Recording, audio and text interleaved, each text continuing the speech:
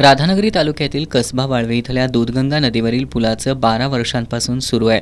पुलाचं कासगतीनं सुरू असलेलं हे काम 22हून अधिक गावांना पूरस्थितीत डोकेदुखी ठरत आहे.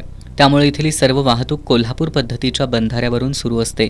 या बंधाऱ्याच्या दुरुस्तीसाठी या मार्गांवरील सर्व वाहतूक बंद करण्यात आली आहे.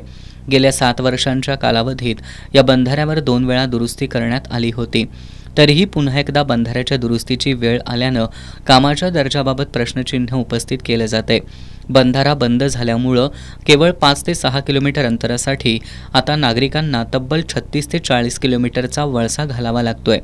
यामुळं वेळ, इंधन आणि खर्चात मोठी वाढ झाली असून दैनंदिन कामाचं नियोजन कोलमडतंय.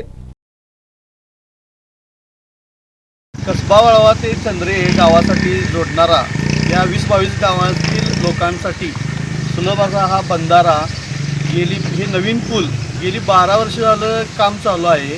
आणि ह्या 12 वर्षामध्ये हे काम तर पूर्ण झालं नाहीच, तर ह्या बंधाऱ्याचं काम 3 वेळा झालेलं आहे. आणि आता हे पावसाळा जवळ आल्यावर हे जे काम चालू केलेलं आहे, म्हणजे याचा अर्थ नवीन पुलाचं काम लवकर होणार की नाही.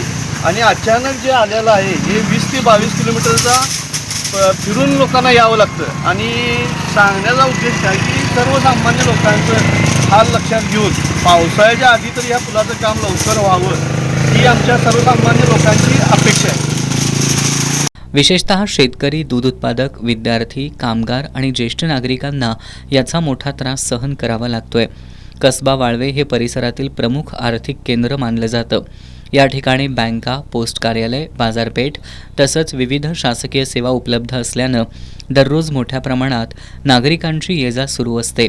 बंधारा बंद झाल्यानं पेन्शनधारक, महिला लाभार्थी, औद्योगिक वसाहतीतील कामगारांनाही मोठा फटका बसतोय. दररोज दूध वाहतूक करणाऱ्या दुग्ध व्यावसायिक शेतकऱ्यांचीही मोठी गैरसोय होतीये.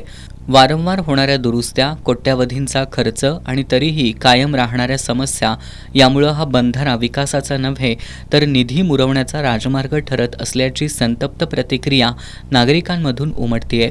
प्रशासनानं पर्यायी रस्त्याची व्यवस्था करून नागरिकांना दिलासा द्यावा अशी मागणी जोर धरू लागली आहे.